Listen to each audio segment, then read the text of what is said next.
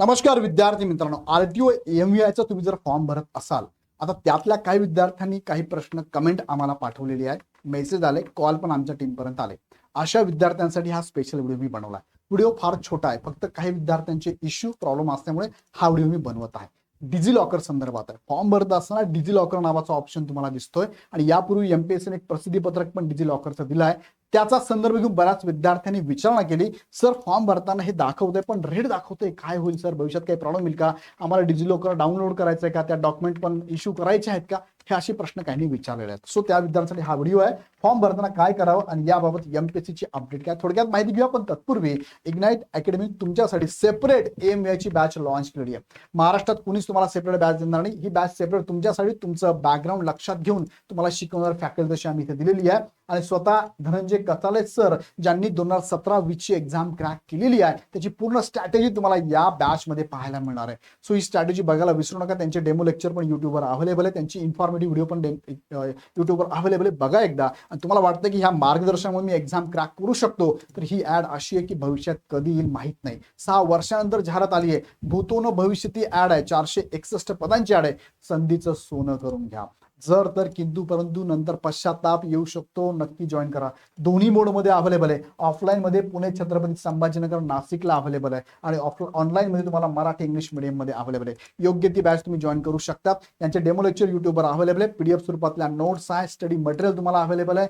तेवढंच करा, बाकी काहीच करू नका. टेस्ट सिरीज मल्टिपल लेवलला आहे, टॉपिक वाईज फुल लेंथ आणि सब्जेक्ट वाईज टेस्ट सिरीज आहे. स्टेट बोर्डचे लेक्चर आणि त्यांच्या टेस्ट पण अवेलेबल आहे. 1-to-1 काउन्सिलिंग अवेलेबल आहे. सगळं कुठे जायची गरज नाही. योग्य वाटलं खाली डिस्क्रिप्शन मध्ये लिंक दिली आहे, लिंक वरती ऍप डाउनलोड करून घ्या आणि लगेच बॅच जॉईन करा. आता मुख्य मुद्द्याकडे तुम्हाला घेऊन जातो. बघा, ऑनलाईन एक्झाम तुमची होणार आहे 27 सप्टेंबरला. 2-2.5 महिने तुमच्याकडे शिल्लक आहे. टोटल पद बघा तुमची 461 पदांची एमव्हीआयची जाहिरात आहे. 17 जुलै फॉर्म भरण्याची लास्ट डेट आहे. आता यामध्ये बघा डिजी लॉकर बद्दल काय आहे, फॉर्म भरताना काय करावं आणि यावर एमपीएससी अपडेट काय. पहिले तर बघा, तुम्ही जेव्हा फॉर्म भरतात ना, सगळी माहिती भरल्यानंतर इथे डिजी लॉकरचा ऑप्शन आहे आणि तो ऑप्शन नेहमी असा रेड आणि फुलीचं चिन्ह आहे. मग बऱ्याच जण प्रश्न पडतो, तर काहीतरी चुकलंय माझं, काहीतरी चुकतंय का माझं, काय डॉक्युमेंटचे प्रॉब्लेम आहेत का, भविष्यात इश्यू होईल का, आता फॉर्म भरला जातोय पण भविष्यात काही होईल का, असे प्रश्न विचारले. सो विद्यार्थी मित्रांनो, या अगोदर एमपीएससीने एक प्रसिद्धी पत्रक दिलं होतं. त्यात त्यांनी एवढंच सांगितलं की आम्ही भविष्यामध्ये तुम्ही डिजी लॉकर वापरावं लागणार आहे आणि डिजी लॉकर हे सेंट्रल गव्हर्नमेंटचं ऍप असून यावरचे डॉक्युमेंट हे व्हेरीफाईड असणार आहे. सो भविष्यामध्ये तुम्हाला जर डीबीला जायचं असेल तर डीबीच्या वेळेस तुम्हाला जर ओरिजिनल डॉक्युमेंट नसेल तरी डिजी लॉकरचे डॉक्युमेंट तुम्ही दाखवून व्हेरीफाईड करू शकता. पहिला मुद्दा.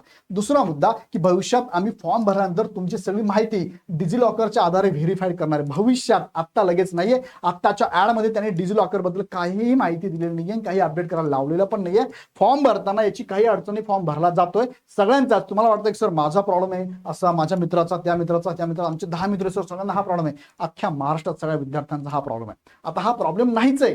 सो डोंट वरी, काळजी करू नका, फॉर्म भरून टाका. याचा इश्यू आता नाहीच आहे. भविष्यामध्ये त्याच्याबद्दल इन्फॉर्मेशन अजून एमपीएससी देणार आहे.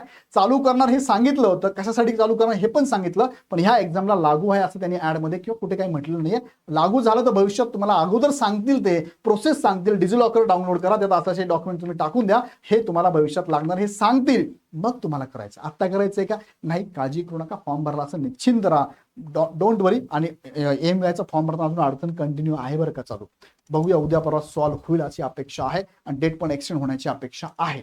आता मी अपेक्षा अंदाज म्हणतो, एमपीएससी इगोस्टिक त्यांनी जर केलं नाही तर मग अवघडून जाईल. माझा व्हिडिओ जर बघितला ते करणारच नाही, तर मग असंही होऊ शकतं. ओके, सो याचा काही प्रॉब्लेम नाही, काळजी करू नका, अभ्यास करत राहा, अभ्यास चालू ठेवा. बाकीच्या अपडेट छोट्या मोठ्या का महिन्यात तुम्हाला मी या युट्यूबच्या माध्यमातून देत असतो. कदाचित हे काही विद्यार्थ्यांना माहिती असेल, काहींना नसेल माहिती, त्यांच्यासाठी हा व्हिडिओ आहे. सो सगळ्याच व्हिडिओ तुमच्यासाठी महत्त्वाचे असेल असं नाही, काहींना काही प्रश्न पडतात त्यांच्यासाठी हे व्हिडिओ मी घेत असतो. मी तुमच्या कमेंट वाचत असतो, तुमचे मेसेज वाचत असतो, तुमचे कॉल आमच्या टीमला येतात, ते पण कॉल माझ्यापर्यंत पोहोचत असतात, त्याला उत्तर म्हणून मी माझी व्हिडिओ घेत असतो. सो दिवसभरात 4-5 व्हिडिओ होतात, पण ते महत्त्वाचे असतात त्या विद्यार्थ्यांसाठी ज्यांना हे प्रश्न पडलेले असतात.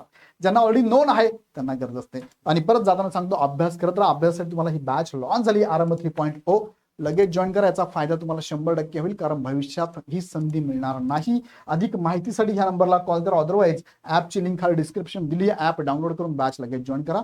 व्हिडिओ आवडला तर लाईक करा, कमेंट करा आणि तुमच्या मित्रांना ग्रुपमध्ये शेअर करा. पुढचे छोटे मोठे अपडेट बघण्यासाठी हा चॅनल सबस्क्राईब करून बेल आयकॉन क्लिक करा. पुन्हा व्हिडिओ आपण नेक्स्ट व्हिडिओमध्ये. धन्यवाद.